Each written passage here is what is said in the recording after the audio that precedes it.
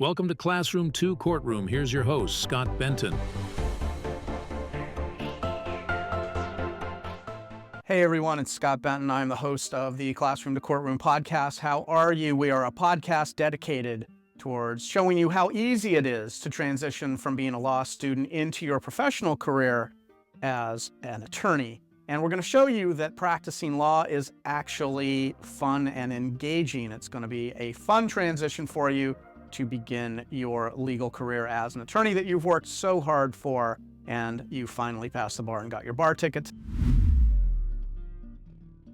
Today's question that we are going to answer is, what does it mean to waive notice? What does it mean to waive notice? But before we answer that question, we gotta set the table a little bit, go back. Now, maybe you know what notice is, but we're gonna define notice so that we can talk about what it means to waive notice. So let's take a look at what notice is. Now, first of all, if you're in a hearing, or you're, whether that's on a Zoom call or it's in an actual courtroom, that hearing will eventually conclude. And it is part of the court clerk's responsibility to generate and distribute to all interested parties what's called a notice. Now, the notice will have typically the judge's decisions or findings on it, something that sort of wraps up and concludes the nature of that hearing that you've just been in. Now, at the very least, it'll have a continuation date on it. Maybe nothing's been decided yet, so court clerk wouldn't include a decision on a notice, but they would indicate anything that's important that needs to be communicated along with the continuation date, and then that would be sent out. So that's what a notice is, and we're going to talk about waiving notice. Now, one question for the sake of this discussion that we want to cover real quickly is whether or not the court clerk actually wants to create this notice at the end of a case. Now, keep in mind that there are cases pretty much typically going on all day long in a courthouse and in a particular judge's courtroom. So by the end of the day, that court clerk is probably going to have several of these notices that need to be completed and distributed. So does that court clerk actually want to do the work of sending out this notice? And the answer is absolutely not. No, they do not want to do the work to send out this notice. So we have a really interesting situation here, which we're going to get into. Now, when it comes to this notice, the judge actually has another option that they can exercise, and that is where we get into the idea of waiving notice. So what does that mean? Now, a courtroom on a case or a hearing is required to publish this notice, but they can also choose, if everyone agrees to waive notice, to not put this notice together. So everything, as you know, is captured on the transcript. Any information that you need, even if it's a conclusion and it's a finding and there's something in that where you need to go and reference what the judge decided or even the continuation date, you can always comb through the transcript if you want to find that information. But this notice, if it's written properly and there are no mistakes on it, it's a much easier document to go to find that information because it's all consolidated. I mean, that's what a notice is really there to provide for everybody who's a part of this case.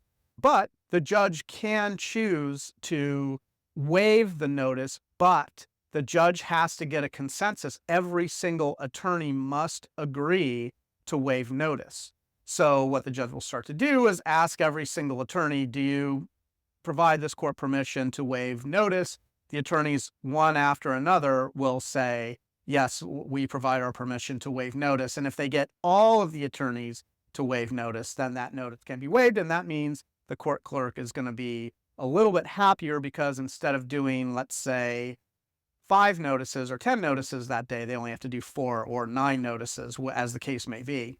So that's one less notice that they have to put together and send out at the end of that hearing. So there is an option here to do the notice or not to do the notice. Now, this is where your opportunity comes in. This is where you have a chance to really build a relationship not just with the judge, but with the entire courtroom staff, as you soon shall see. But before we get there, I want to just sort of go through a little story to kind of illustrate what your opportunity is. And the story is that in a case, at the end of a case, the judge, instead of asking the courtroom clerk to complete the notice, the judge asked one of the attorneys to complete the notice. And the attorney let the judge know that was not their responsibility and reminded the judge that notices are put together by the court clerk.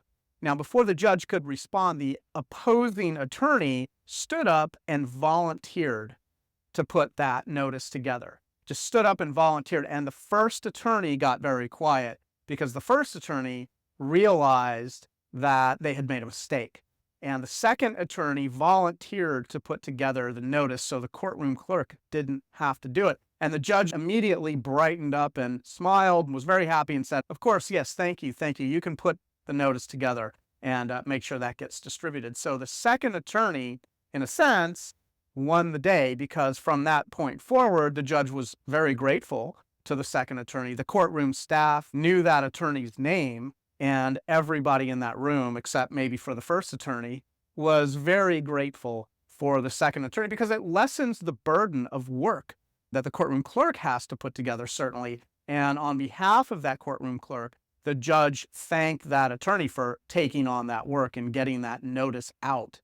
Now, similarly, you have the exact same opportunity. So in a hearing, in a trial, at the end of the day or at the end of the case, you may be in a similar situation where the judge decides that they would like to waive this notice.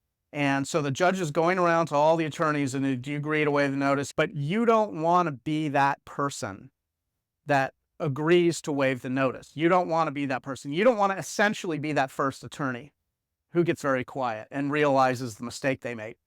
Instead, you want to be the person who volunteers to put together the notice and distribute the notice. In other words, you don't want to waive the notice at all. You want to be the person to do the work. Why?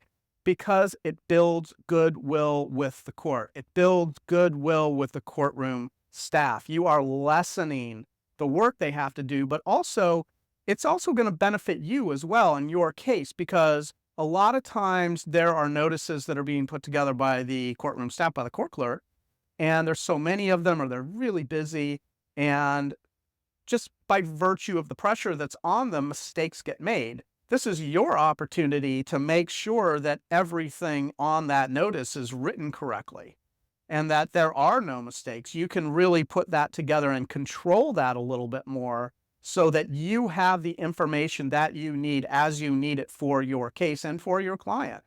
And that's what gets sent out. So it helps you, it helps the court clerk, it helps the judge. It just breeds goodwill all around for everybody. So don't be that person that waives notice, that agrees to waive notice. Be that person that volunteers. Now, we have one of the attorneys that works at the firm that I work for, and he relayed a story to us where he took this advice, because at our firm, we talk about this. We talk about don't waive notices. Don't participate in that. Instead of volunteer to complete the notices. And this attorney took that advice to heart, had never done anything like that before, had never even really heard of this.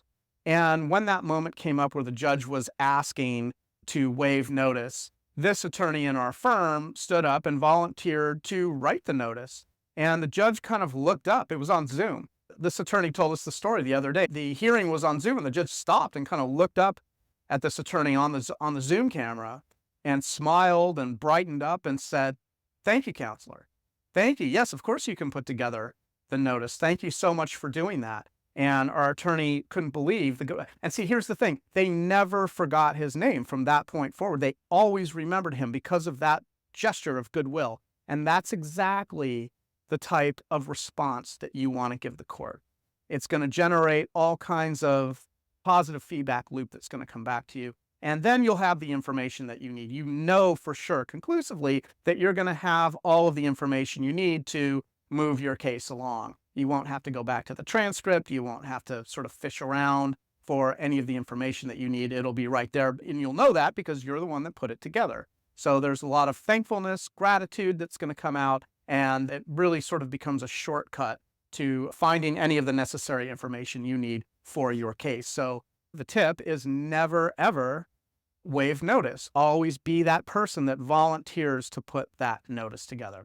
So I hope that's been helpful. I am Scott Benton. I'm the host of the Classroom to Courtroom podcast.